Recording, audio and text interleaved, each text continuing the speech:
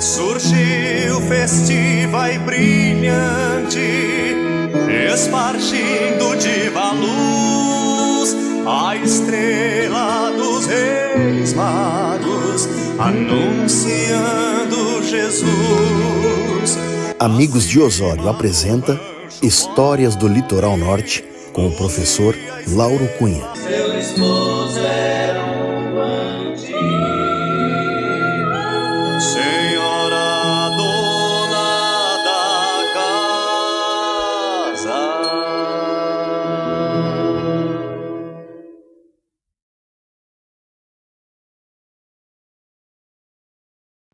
Olá, bom dia, eu sou o Lauro e esse é o nosso 17º capítulo.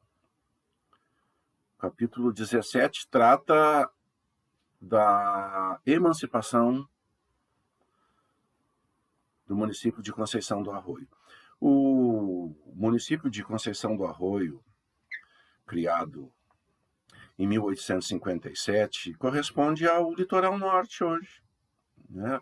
Somos aqui um conjunto de 19 municípios, né? E o município herdeiro daquele antigo Conceição do Arroio é o município de Osório. Então, somos assim, então, Osório mais 18. Né? Esses 18 seriam filhos e netos. A emancipação desses 18 municípios que tiveram origem em Conceição do Arroio, essas 18 emancipações se deram de maneira típica.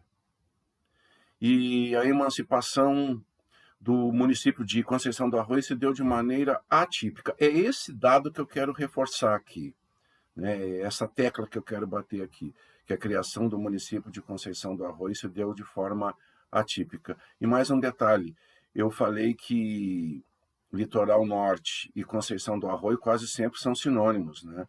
Eu sei que nós temos aqui a Associação dos Municípios do Litoral Norte do Rio Grande do Sul, que é composta de 23 municípios. Ou seja, são os 19, mais 2 municípios do litoral médio, mais Santo Antônio da Patrulha, que apesar de não ser um município litorâneo, optou em fazer parte dessa associação aqui, da Associação dos Municípios da Grande Porto Alegre, e o Cará veio junto com Santo Antônio. Então, a Associação dos Municípios é composta de 23, e enquanto que o litoral norte, propriamente dito, histórico, são os 19 municípios oriundos do antigo Conceição do Arroio. Falamos aqui, e reforçando mais uma vez, nós vamos ver esse caráter atípico, né, da criação desse município. Já falamos aqui que a Guerra dos Farrapos afetou todos os cantos do Rio Grande do Sul, né?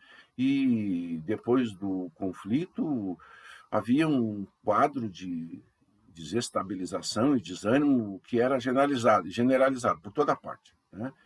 Durante a Revolução Farroupilha, o Rio Grande do Sul era composto de 16 municípios apenas, né? Então, logo depois da guerra, alguns deputados na Assembleia Legislativa acreditavam que a criação de novos municípios poderia alavancar o desenvolvimento em algumas regiões. E este era o caso do Litoral Norte, que era um distrito do município de Santo Antônio da Patrulha. Do ponto de vista histórico, uma emancipação ela se dá com o crescimento econômico e populacional de um determinado distrito. Então, aqui tem esse caráter já de inversão. É a criação do município, né, que vai desencadear o desenvolvimento econômico, né? Já o raciocínio já é inverso, né? E já em 1847, surge o primeiro projeto de emancipação aqui do Litoral Norte, né? Mas depois de muitas discussões, o projeto foi rejeitado. E os historiadores costumam culpar um deputado chamado de João de Santa Bárbara, que era o que mais, né, se opôs à criação de Conceição do Arroio. Na sessão da Assembleia Legislativa do dia 7 de outubro de 1847, ele fala assim o seguinte, defendendo a sua tese de rejeição da criação do município. Eu sou informado de que esta povoação é muito miserável, que não tem mesmo a população para administrar 15 meninos aos estudos das primeiras letras. Ora, sendo assim, como haverá quem preencha as funções de vereadores da Câmara Municipal e outras? Suponhamos mesmo que tenha gente para a primeira Câmara, ter-la-ia acaso para as outras? Serão perpétuos os vereadores e outros funcionários? É isso possível? Senhores, persuado-me de que palavras são escusadas nessa casa, mas sempre quis expor o meu pensamento para declarar por que voto contra o projeto. Ele tinha razão num sentido. De fato, né, nós tínhamos aqui uma região extremamente pobre. E segundo o deputado João de Santa Bárbara, nós não tínhamos aqui gente o suficiente, com cultura, o suficiente para formar a primeira Câmara. E mesmo se tivesse, segundo ele, né, como que a gente teria gente apta, né, o mínimo de cultura para formar uma segunda e as outras funções públicas? Olha como que ele traduz, né, a nossa pobreza. Inclusive, diga-se de passagem, abrindo um parêntese, esse nosso,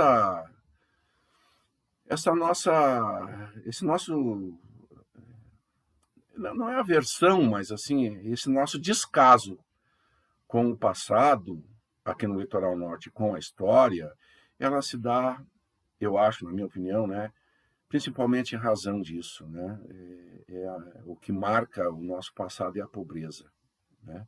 E talvez a gente não queira lembrar do passado justamente para não ter que lembrar, né, o quanto o litoral foi pobre, né? Só que depois dessa rejeição aí e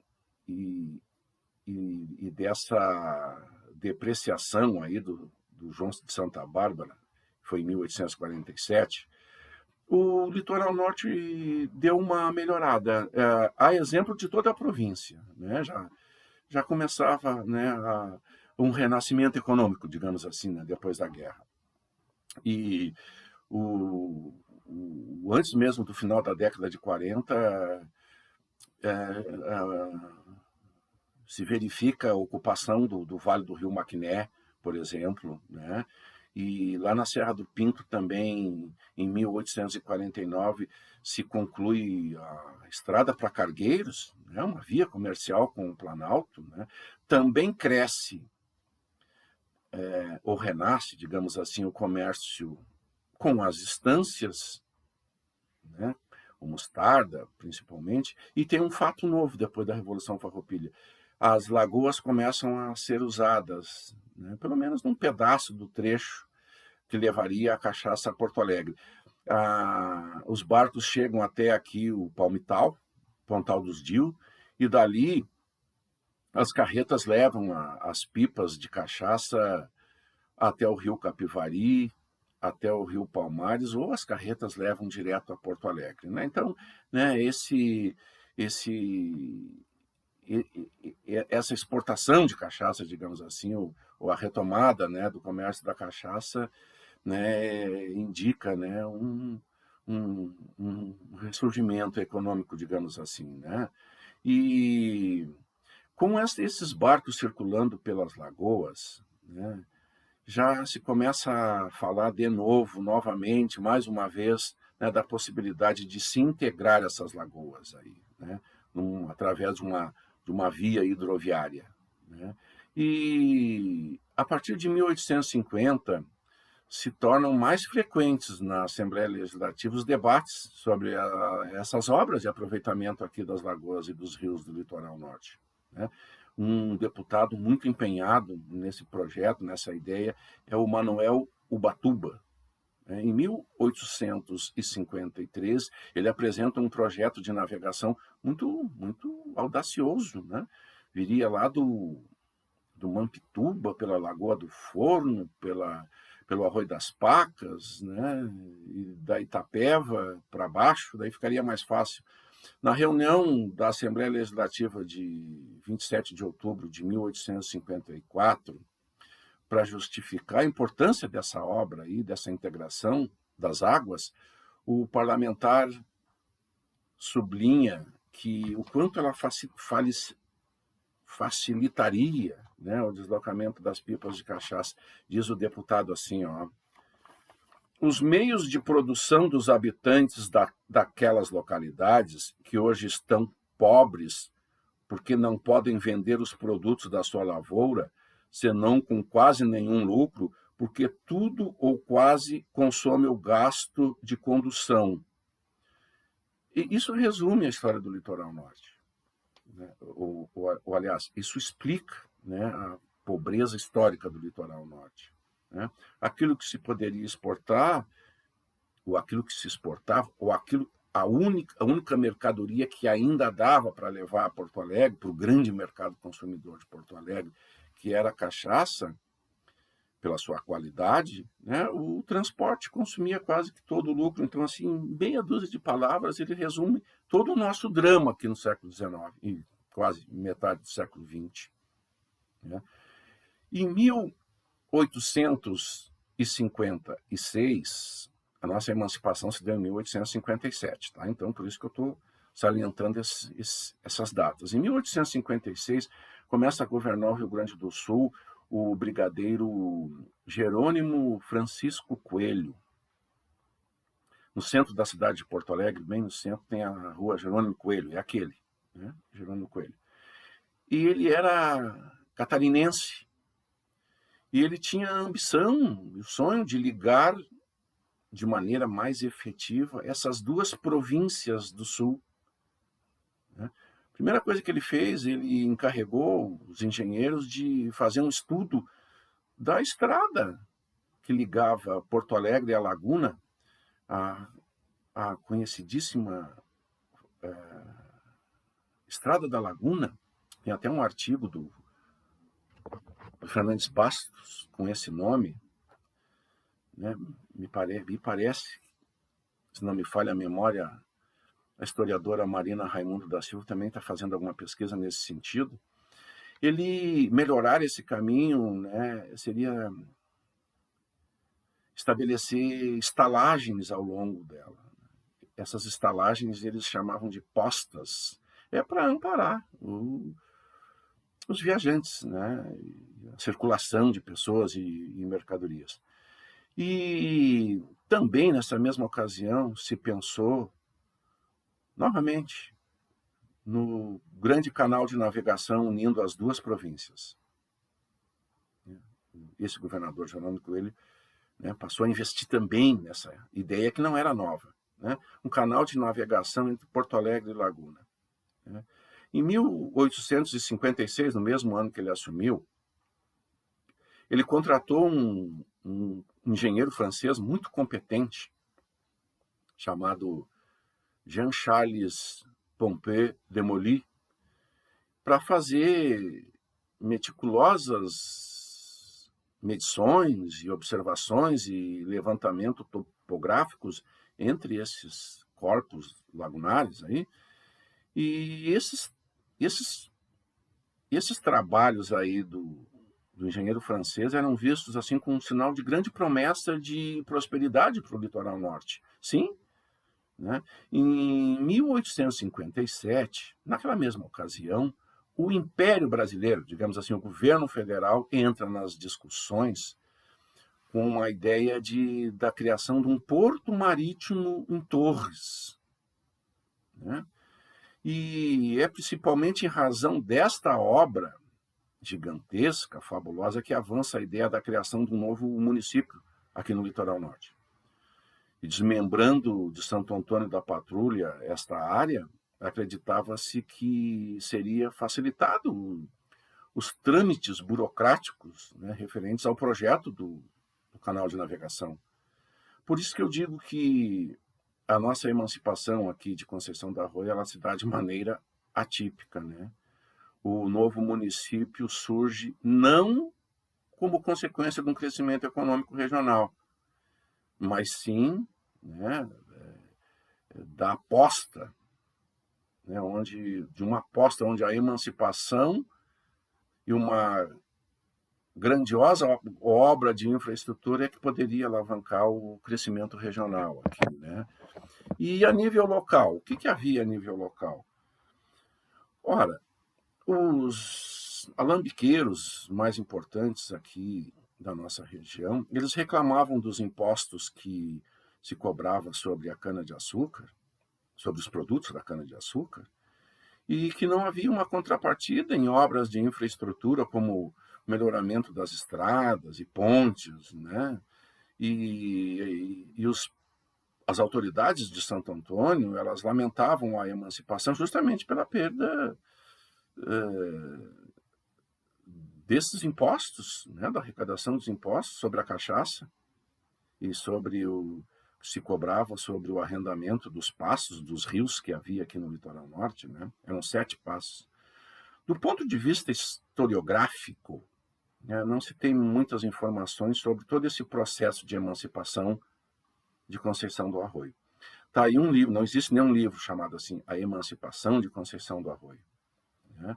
Esse livro aí deveria ser escrito, deveria ser encomendado pelo MDB aqui de Osório. O MDB tem a data de fundação do município como a data mais importante da nossa história, né?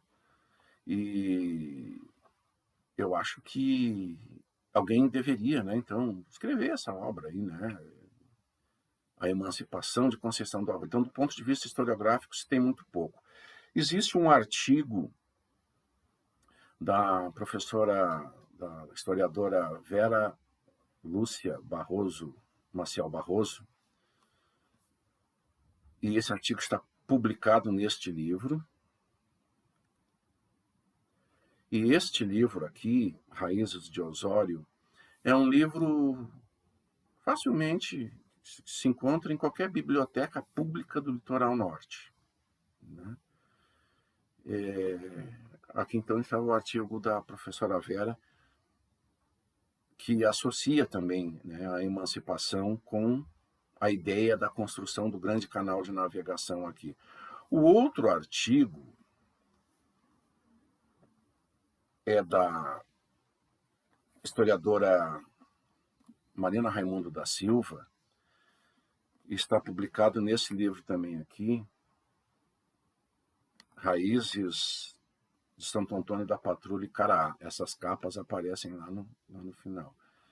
E aqui também a professora Marina Raimundo da Silva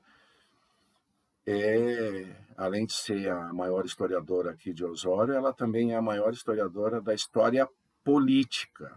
Uma história que eu, particularmente, não gosto muito, mas a professora Marina gosta muito da história política. Então, nessas outras obras da professora Marina, a gente tem mais informações sobre o processo de emancipação. Aqui, por exemplo, né, essa obra aqui, Trajetória do Poder Legislativo Municipal de Osório. Facilmente também se encontra em qualquer biblioteca. A professora Marina destaca aqui o empenho de um deputado chamado Marcos Cristiano Fioravante, né? Ele reconhecia nessa ocasião da emancipação que haviam poucas praças e poucas ruas aqui no centro de Osório, né? Mas ele chama atenção para os pontos positivos aqui da nossa região, né? Principalmente a importância que havia adquirido, né, a venda da cachaça, né? E ele também acredita que Santo Antônio da Patrulha, né, administraria melhor o seu território sem o litoral norte, né? A Câmara Municipal de Santo Antônio, de Osório, de Conceição do Arroio, ela só vai entrar em atividade em 12 de abril de 1858. E diga-se de passagem, é a Câmara Municipal, né, o órgão que governava os municípios, né, com funções administrativas e legislativas. O território de Conceição do Arroio abrangia a mesma área da antiga freguesia de Conceição do Arroio, que vai aqui do Bacupari, da Lagoa da Charqueada, aqui no Bacupari, até o Mamptuba, né? E em 1858, a população do litoral norte era de 6.110 pessoas. Né? Então, assim, ó, o canal do qual se falava acabou não saindo. Né? Então, nascia um município de Conceição do Arroio pobre, né? Marginalizado, fechado em si mesmo, espremido entre a costa da serra e um mar, um oceano inútil que não servia para nada. Né? E eu sempre fico pensando assim, tão perto e tão longe do grande mercado consumidor de Porto Alegre. É que faltava ao litoral vias de navegação diretas com as outras regiões. Né? As mercadorias circulavam por água. Né? As mulas cargueiras e as carretas vagarosas não tinham capacidade de gerar um volume de renda aqui. Né? Não tinham, com essa carga limitada dessas carretas e o tempo que se gastava nesses deslocamentos, né? Um desenvolvimento no município não podia depender desse tipo de transporte. Né? O pequeno lucro, né, que se tinha com a exportação da cachaça não gerava um volume de renda significativo a ser reinvestido em atividades voltadas para a urbanização aqui da sede. Então, assim, a precariedade das vias de transporte é o principal responsável, foi o principal responsável pelo marasmo aqui de Conceição do Arroio. Né? Naquela ocasião da emancipação, muitas áreas férteis agrícolas aqui, para a expansão dos canaviais, havia, mas a baixa rentabilidade não assegurava o lucro suficiente para a expansão dos canaviais. Né? Mesmo assim, a emancipação político-administrativa de Conceição do Arroio, ela elevou um pouco a autoestima dos arroienses aqui, que passaram a acreditar que as coisas poderiam melhorar. Né? Em 1858, essa estrada da Laguna que eu falo aqui, ela é dotada dessas estalagens, dessas postas, e em 1859, né, foi concluída uma ponte de pedra sobre o rio Palmares. Isso aí facilitou bastante, né, a circulação de carretas, né, e o comércio com as estâncias lá do litoral médio. Bom, em 1859, o governo da província mandou para todos os municípios um questionário, né, bem amplo. O governo estadual imaginava fazer assim uma prospecção da economia, principalmente de toda a província, né? E fez aqui em Conceição do Arroio, então se respondeu esse questionário, esse documento que era chamado de Estatística Geográfica Natural e Civil da Vila de Conceição do Arroio. Né? Então, em 1859, um ano depois da instalação da Câmara Municipal, nós tínhamos aqui 12 curtumes, 26 engenhos de açúcar, 78 engenhos de cachaça, uma serraria, 120 atafonas, 64 manufaturas de moer grãos, 3 monjolos e 2 padarias. As propriedades pecuárias eram 427 e o rebanho somava 78.524 animais. Ora, esses números, assim, de maneira isolada, eles não dizem nada, né? Não dizem muito, né? Só que quando comparados com os dados de outros municípios, a gente vê que isso aqui é muito pouco, né, para a extensão do município, que era a Conceição do Arroio. Então, só para finalizar, né, vamos vamos recordar o seguinte: surge de maneira atípica, não de maneira tradicional, surge em função de uma obra que sairia, mas não saiu, né? E surge isolado, né? Distante do grande consumidor, do grande mercado consumidor de Porto Alegre. Isso aí explica a pobreza do nosso município. Então, por hoje, era isso. Obrigado pela paciência e até sábado que vem. Obrigado.